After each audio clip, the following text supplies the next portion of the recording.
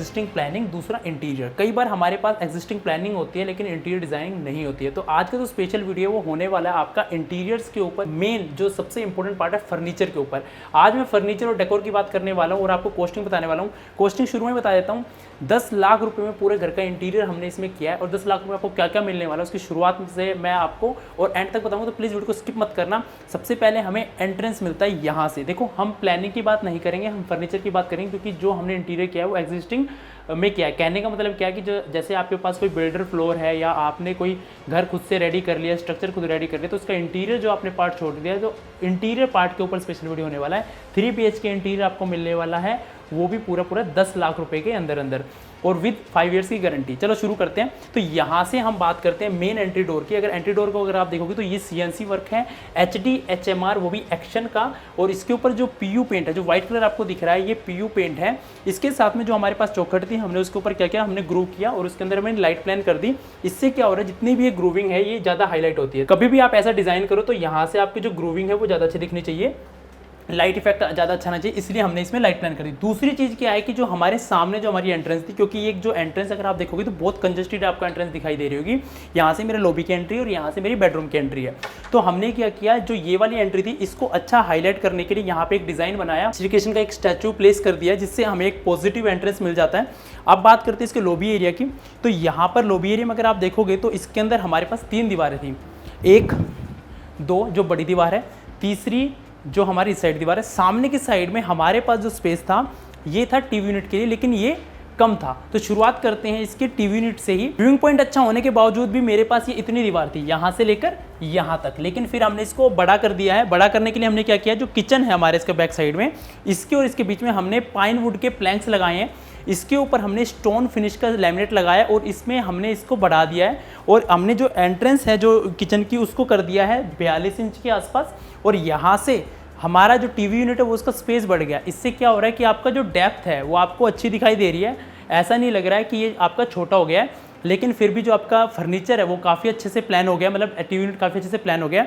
अब बात करते हैं प्लेसमेंट की। यहाँ पर डाइनिंग की प्लेसमेंट थी, तो यहाँ से हमने पूरी की पूरी दीवार को डिज़ाइन किया है। ये वाली दीवार को डिज़ाइन हमने 2 पार्ट में नहीं किया, डाइनिंग की दीवार को और इस वाली दीवार को 2 पार्ट में डिज़ाइन इसलिए नहीं किया क्योंकि फिर जो हमारी जो लॉबी है वो छोटी हो जाती, तो हमने एक ही डिज़ाइन को कंटिन्यू किया है। दूसरी चीज़ क्या की हमने कि जो ये वाली दीवार है इस पर हमने मिरर वर्क दे दिया है, और मिरर वर्क देने से क्या हुआ कि ये वाली आपकी हैवी हो गई, ये हल्की लाइट हो गई, और जो आप तीसरी दीवार देखोगे जो डाइनिंग के साथ है वो बिल्कुल प्लेन छोड़ दिया है, ताकि आपका जो डिज़ाइनिंग ओवर ना हो जाए।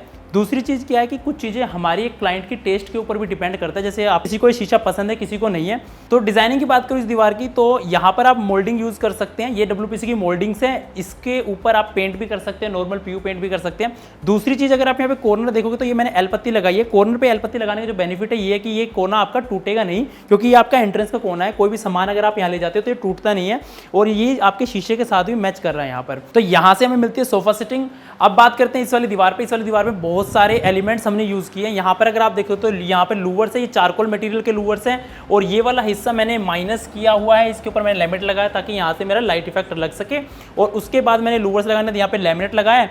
लैमिनेट लगाने के बाद अगर आप यहाँ देख सकते हो तो यहाँ पर आपको एल पत्ती दिखाई दे रही होगी। उसके बाद अगर आप देखोगे तो यहाँ पर आपको लैमिनेट नहीं मिल रहा है और ये आपको नॉर्मल प्लेन वॉल मिल रही है। इसके ऊपर मैंने एक लाइट पॉइंट दिया हुआ और यहाँ पे मैंने मोल्डिंग प्ले की हुई है। तो ये वाली जो दीवार है प्लेन है, इसके ऊपर वही नॉर्मल पेंट हो रहा है जो यहाँ पर हमने पेंट किया है। ये मोल्डिंग कैसे लगती है कैसे नहीं लगती, इसका पूरा का पूरा मेकिंग का रील आपको इंस्टा पे मिल जाएगा, जिसमें मैं बता रहा हूँ कि इसको किस तरीके से लगा सकते हैं, किस तरीके से प्लान कर सकते हैं, लिंक आपको डिस्क्रिप्शन में मिल जाएगा। तो यहाँ से आपका किचन का एक्सेस और है। अगर एंट्रेंस की बात करूँ तो जैसे यहाँ पर देखोगे तो यहाँ पर पत्थर लगा हुआ ग्रेनाइट।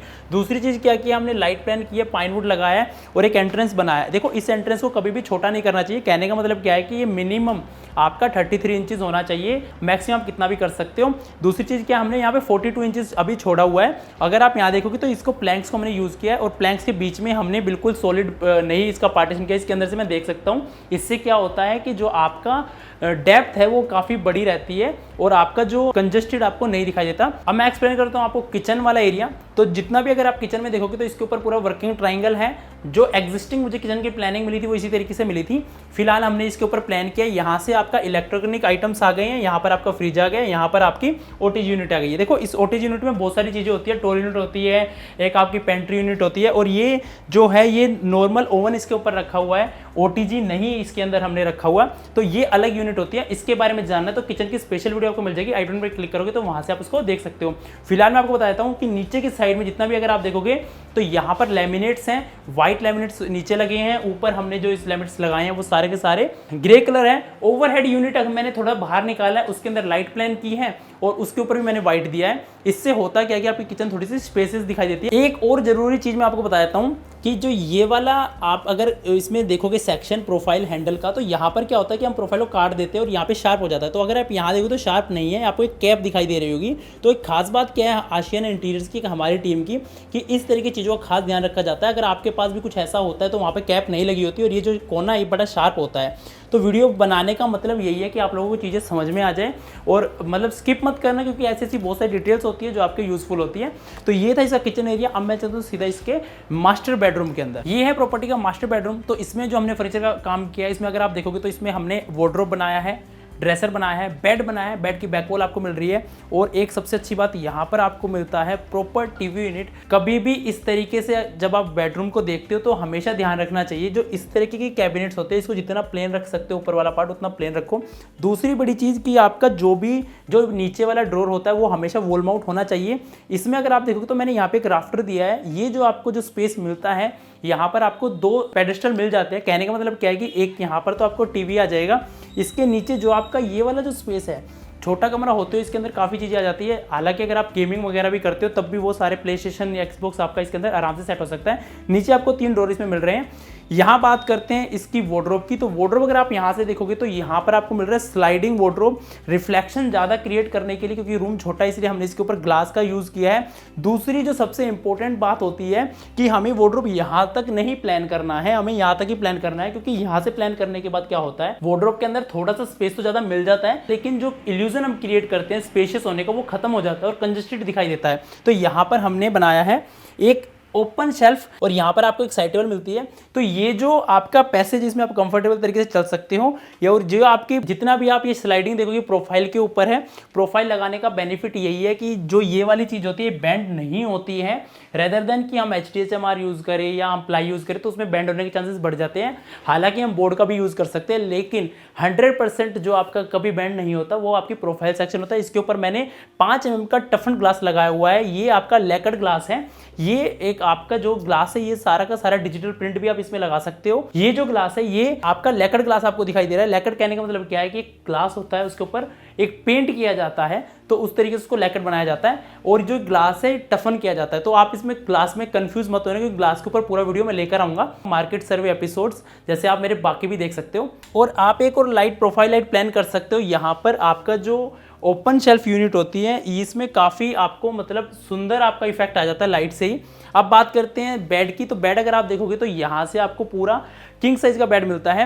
ये जो बैक है ये अलग बनी हुई है। कभी भी अगर आप भी इंटीरियर करा रहे हो तो इस बैक को कभी भी वॉल के ऊपर ना बनवाएं, इसको सेपरेट ही बनवाएं, वॉल के ऊपर अलग डिजाइन करें। इससे जो होता है रूम की जो लुक है वो काफ़ी ज़्यादा रिच आती है। अब बात करते हैं इसके ड्रेसर की। तो यहाँ से जब हमारा वॉशरूम का एक्सेस है तो हमने इस वाले एरिया को थोड़ा सा बड़ा कर दिया है। कहने का मतलब है कि हमने बेड को सेंटर में नहीं रखा कमरे के। ये वाला एरिया मैंने 30 इंच का किया है, जिससे क्या हुआ है कि जो मेरे पास जो ड्रेसर का एरिया वो काफ़ी अच्छा हो गया। दूसरा साथ में मैंने एक मल्टीपर्पज एक स्टोरेज यूनिट दिया ड्रेसर के लिए, जो कि आपके यहाँ पर आपको दिख रही होगी। इसके बाद अगर आप देखोगे तो कर्व शेप में आपको मिरर मिल रहा होगा। इससे देखो अगर आप देखोगे तो कर्व शेप में मिरर छोटा होते हुए भी आपको पूरी रिफ्लेक्शन आपको दिखाई दे रही है। आप अपने पैर तक आप देख सकते हो, और आपके पास एक वॉकिंग डिस्टेंस भी होता है, जिससे कि आप अपने आप को पूरा घूम के देख सकते हो रेडी होके कैसे दिख रहे हो।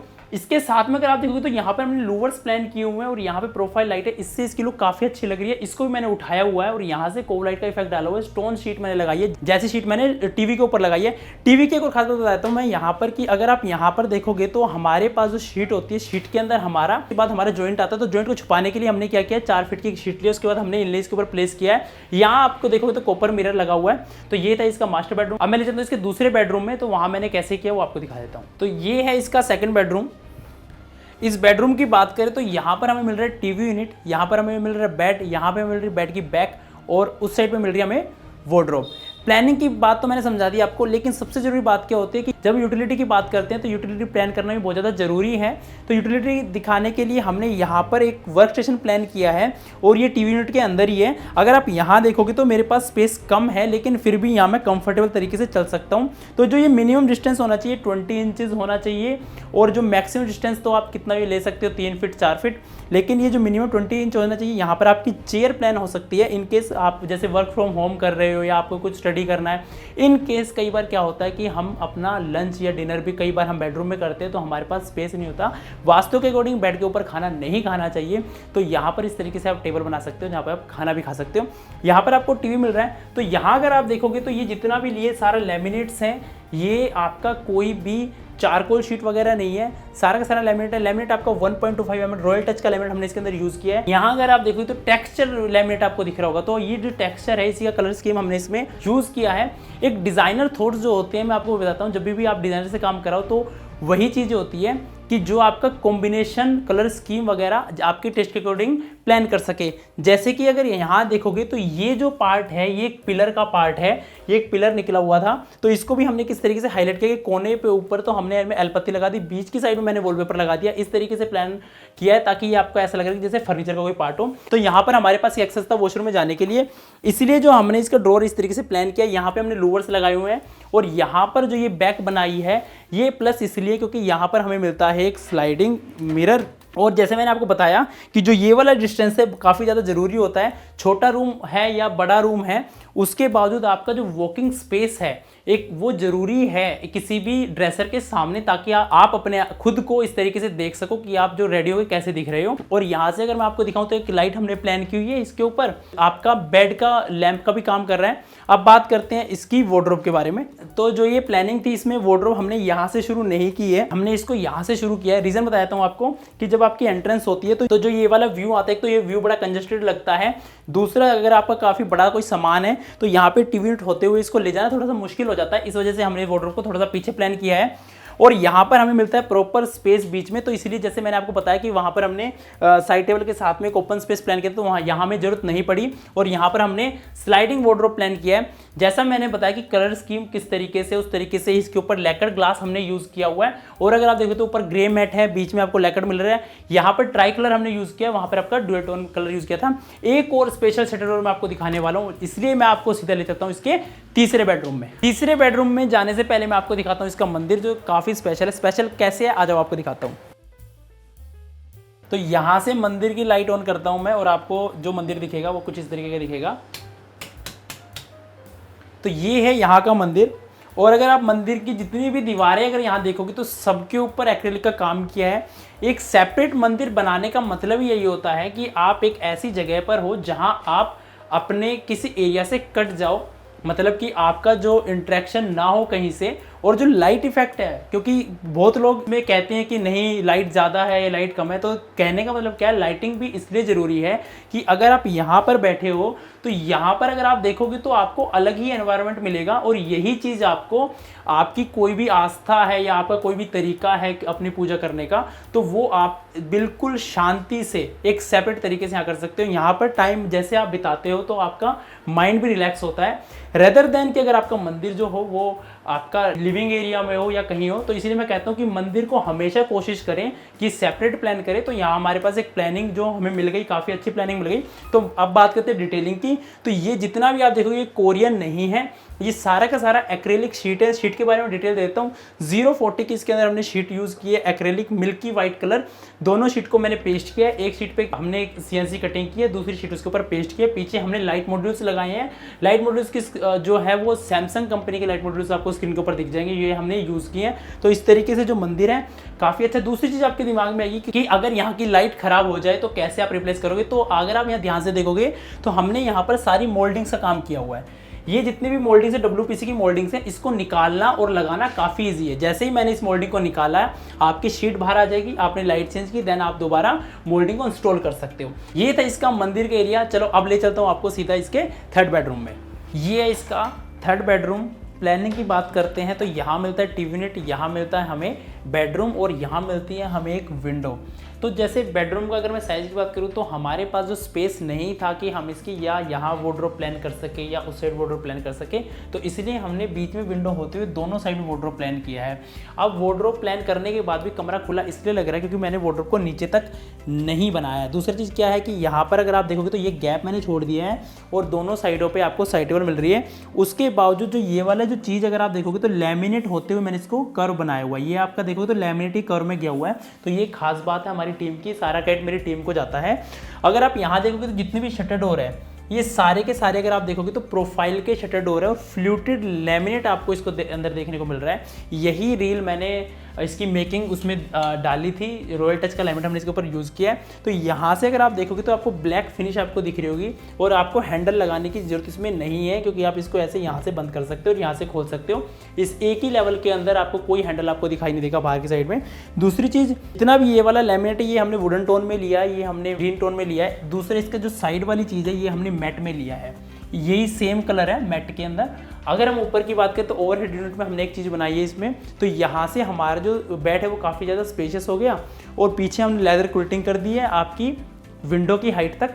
इसके बाद बात करते हैं इसके टीवी यूनिट की। यहाँ पर अगर आप देखोगे तो ग्रीन कलर हमने मैट वाला यूज़ किया हुआ, यहाँ पे हमने लूवर्स लगाए हुए हैं। लूवर्स का जो ऊपर वाला पार्ट है उसको छुपाने के लिए हमने एल पत्ती इसके ऊपर यूज़ की हुई है। और यहाँ पर आपका टीवी प्लान हो जाएगा, उसके लिए स्विच यहाँ पर दिया हुआ है। एक वर्क स्टेशन और हमने बनाया है, ये प्रॉपर डेडिकेटली वर्क स्टेशन बना हुआ है क्योंकि इसके ऊपर कॉर्नर होते हुए हमने कॉर्नर का यूज़ किया, क्योंकि इस साइड हमारा कोई भी एक्सेस नहीं है।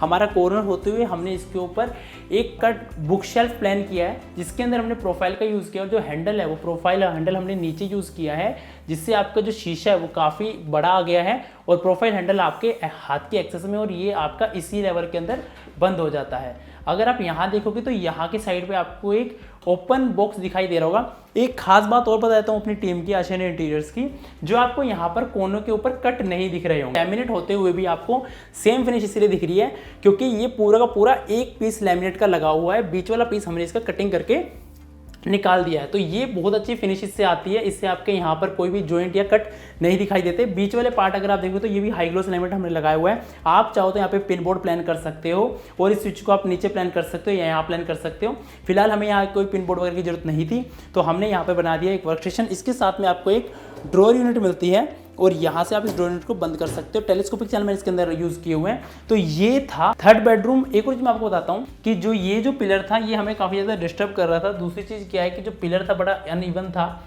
तो इसलिए हम इसके ऊपर कोई दूसरा कलर नहीं लगा सकते क्योंकि रूम डार्क हो जाएगा। तो हमने इसके ऊपर वाइट ही प्लान किया है, हमने इसको लैमिनेट किया है। इसके साथ में हमने कुछ इस तरीके से इनलेज लगाए हैं। वाइट होते हुए क्या हो रहा है कि ये एक तो देसी लैंग्वेज बोलोगे तो आंखों को चुभ नहीं रहा है और रूम काफ़ी स्पेसियस लग रहा है। तो ये जो सारा इंटीरियर था, जैसे मैंने आपको बताया कि जो कॉस्ट 10 लाख के है, इसके साथ साथ में आपको बहुत सारी चीज़ें ऐसी मिलती है, जैसे वॉशरूम की वैनिटीज़ इसके अंदर मिल रही है, शू रैक मिल रहा है आपको, और भी बहुत सारे मल्टीपर्पज़ यूनिट्स मिल रही है। तो वो सारी चीज़ें आपको इसके अंदर मिलती हैं। तो ये जो इंटीरियर मैंने आपको बताया किसी फर्नीचर को प्लान करने के लिए, जब भी आपके पास कोई स्पेस होता है तो वहाँ आपको बहुत सारे एलिमेंट्स का ध्यान रखना पड़ता है और बहुत सारे मटेरियल सिलेक्शन का ध्यान रखना पड़ता है। जिस तरीके से मैंने इसकी सेंटर टेबल को भी बनाया, अगर आप देखोगे यहाँ पर तो इसका जो टॉप है वो ब्लैक कलर का टॉप आपको दिख रहा है, नीचे लैमिनेटेड है। तो बहुत सारे एलिमेंट्स होते हैं जो डिज़ाइनर के जो थॉट्स होते हैं उसके ऊपर डिपेंड करता है। साथ में सबसे ज़रूरी चीज़ जो आपका टेस्ट है वो बहुत ज़्यादा इंपॉर्टेंट होता है। इसलिए मैं हमेशा ही कहता हूँ अगर आप रहते हैं दिल्ली या गुड़गांव के अंदर तो आप हमें कांटेक्ट कीजिए, हम आपका ड्रीम प्रोजेक्ट को बनाएंगे आपके टेस्ट के। और सबसे बड़ी बात कि आपके बजट के अंदर, जैसे मैंने आपको इसके अंदर सारी चीज़ें दिखाई, वॉल पैनलिंग, टीवी यूनिट, इसके साथ साथ जो मैंने चीज़ें नहीं दिखाई जैसे वॉशरूम की वैनिटीज़ हैं, शू रैक हैं, बालकनी के लिए आपके यूटिलिटी स्टोरेज है, बहुत सारे ऐसे मल्टीपर्पज़ यूनिट्स हैं, तो वो भी आपका हमने 10 लाख के अंदर डिलीवर किया है। साथ में ऐसा नहीं है कि इसके अंदर हमने मटेरियल कोई हल्का यूज़ किया है, कारकस के अंदर सारा एक्शन का HDHMR इसके अंदर यूज़ किया है। सारे जो हार्डवेयर है वो आपका हैफले का हार्डवेयर, वो भी इंपोर्टेड सीरीज़, उसके ऊपर भी एक वीडियो बनाऊंगा इंडियन और इंपोर्टेड में क्या फ़र्क है, क्यों इंपोर्टेड महंगा आता है और इंपोर्टेड क्यों यूज़ करना चाहिए। और इसके साथ साथ आपको मिलता है 5 साल की गारंटी। तो ये था आज का प्रोजेक्ट स्टोरी एपिसोड। आपको एपिसोड कैसा लगा प्लीज़ मुझे कमेंट सेक्शन में बताइए। अगर आज का वीडियो आपको अच्छा लगा तो प्लीज़ लाइक कर दीजिए, शेयर कर दीजिए और सब्सक्राइब जरूर कर दीजिए ताकि आपको इस तरह की और भी वीडियोज़ मिल सके। Thank you so much.